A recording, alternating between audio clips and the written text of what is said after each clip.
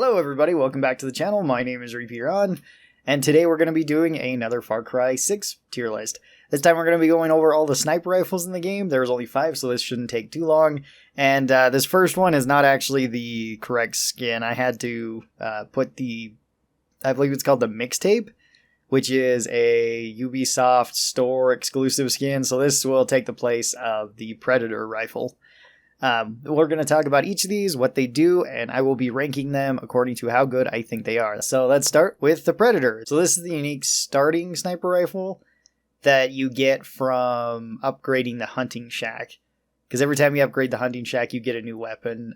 You get the bow, the sniper rifle, and the double barrel. Not in that order, but you do get those weapons. This weapon has soft target rounds in it, which we've talked about soft target rounds before. This makes it so you deal more damage towards unarmored enemies, but deal less damage towards armored enemies, which works really well early on. And since you can get this one really early on by just upgrading the hunting shack at like the first base you get, it's not too bad. It's also got one of the revolver suppressors on it. So a suppressed sniper rifle is actually quite good in this game because suppressors kind of break how this game works, it seems like. At least some of the time it does. For optics, it's got the revolver sniper, which, I mean, any of the revolver scopes I don't really care for. They just don't look all that good, even if they do work reasonably okay. And then it's got one mod on it, which is Beastmaster. This makes it so you deal more damage towards animals. Now, this one's okay. It's not a bad sniper rifle. You can still kill unarmored enemies, but it will take 2 shots to kill armored enemies. Anything with a helmet will take 2 shots, I believe. It's okay at killing animals. It's just kind of okay at everything. It's nothing spectacular, so I'd probably put this one into probably like C tier. I think it's fine, but it's not one of the better snipers. It's okay when you can get it early on, and if you intend on using it to hunt animals, it's alright. But for actually killing enemies, once they start frequently getting like helmets on, it's not going to be as good. Our second unique rifle is called Sobex Special. This one is the unique 308 carbine, I believe. And this one has blast rounds loaded into it, which blast rounds are pretty good for killing any sort of vehicles or any sort of structures if you're trying to blow up like the billboards or anything like that. They're reasonably good at that. But for fighting regular people, they're just kind of okay. And a sniper rifle really isn't the best to have these in, because they don't do enough damage to kill vehicles quickly when you could just have an explosive weapon like a grenade launcher, rocket launcher, or even put explosive rounds into something like a shotgun or an assault rifle or an LMG. That would probably do better against vehicles than the sniper. It does have the large sniper scope, which can be a 4x or an 8x scope, which is nice. And then it's also got a candid reflex sight, so you can use the candid sights if you would like, which that's kind of handy too. For mods, it's got Headshot Supremo, so every headshot kill that you get refunds Supremo charge, which is really good. And it has Reload All, which makes it so reloading this weapon reloads all of your weapons.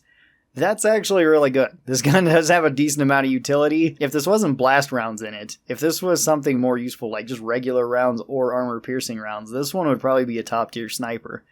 But since it does have blast rounds, and blast rounds aren't the best, at least in a sniper rifle, I'd probably put this one up into A tier. It's better than the other sniper rifles, and it can hold its own against some of the other unique weapons, but it's definitely not like S tier. It might even be like B tier compared to the other unique weapons, but I'll keep it here for right now. Alright, up next is the Double Clutch. This one you get from completing any of the races one time. So you get this weapon as well as you get whatever other rewards go along with that first race, depending on which race you're doing. It might just be money, it might be something else. So the Double Clutch has incendiary ammo in it, which is not really the best for a sniper rifle. Incendiary rounds are okay, but they're usually better on fast shooting weapons or on explosive weapons. That way the fire can spread a bit better. On a sniper rifle, it kind of isn't way great, I would say. It definitely doesn't help with any sort of stealth. They spread fire pretty far. It has an enhanced scope, which is either a 3 or 6x scope, which is nice. It does have a laser pointer on it, so you can fire it from the hip a little bit easier. That's kind of cool. And then for mods, it's got a gunslinger, which makes it so you can holster and draw it quicker. That doesn't really matter with a sniper rifle, I would say, since you're likely going to be out of range when you're using this.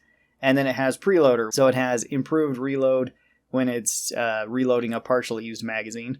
That's all around just kind of okay, and the double clutch really didn't impress me at all when I was using it. I would put it like on the same level as the Predator. It's kind of meh compared to the other sniper rifles, at least the regular sniper rifles. Alright, our next sniper is El Tirano. This one is the unique 50 cal sniper rifle. And this thing has armor-piercing rounds in it, which I really love armor-piercing rounds. It makes it so you can kill enemies very easily in this game. At least humanoid enemies, because that's most likely what you're going to be fighting the most of in the game. And if they have armor-piercing rounds helps a lot with that, which they will have armor the more you get into the game.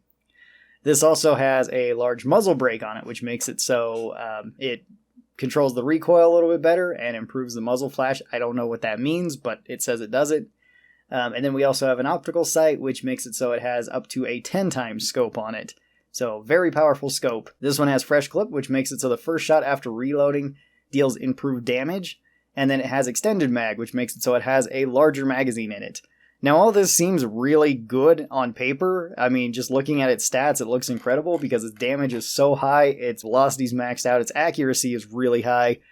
But overall, this weapon is pretty awful, I would say. There is not really an advantage to using this weapon, especially compared to the regular sniper rifles. The 50 cal in this game is just really bad. When there's so many weapons that can one-shot or two-shot headshot because you just put armor-piercing rounds in them, having the 50 cal that can also one-shot headshot doesn't really matter, especially with its extremely long reload and its extremely long cycle rate with the bolt. It just takes forever for you to actually cycle the bolt to fire another round. There's not really a reason to use this gun.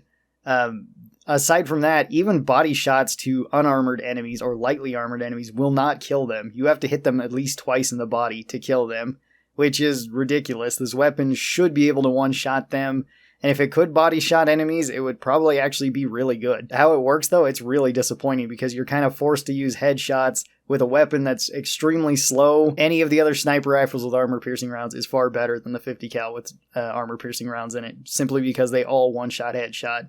Even all the battle rifles one-shot headshot, so things like the M14 and the SKS completely outclass this without any question. This weapon is D tier because of how just outclassed it gets by pretty much everything. It doesn't really have a purpose to be used. And then our last sniper rifle is the unique Dragunov, the Transsubstinator, I believe is how you say it. This weapon has soft target rounds, which makes it okay early on, but kind of falls off later on.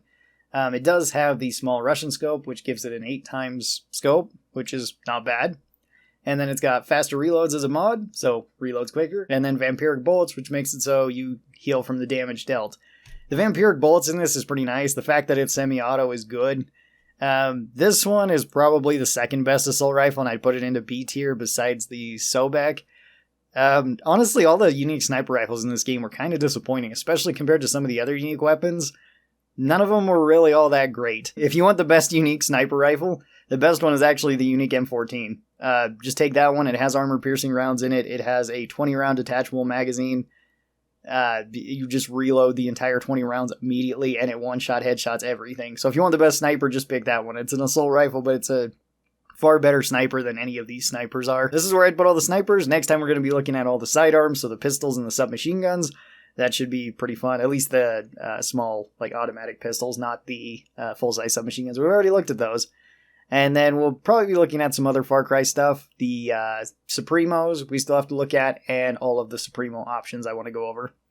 So thanks everybody for coming here and watching this. I really do appreciate it. I hope you guys found it at least entertaining and helpful. If you did and you'd like to see more, be sure that you get subscribed. That way you get notifications whenever I post these videos. Special thanks to all the supporters of the channel. These are my members here on YouTube and my patrons over on Patreon. If you would like to be a part of that, there are links down in the description. And yeah, I'll see you guys next time. Bye-bye!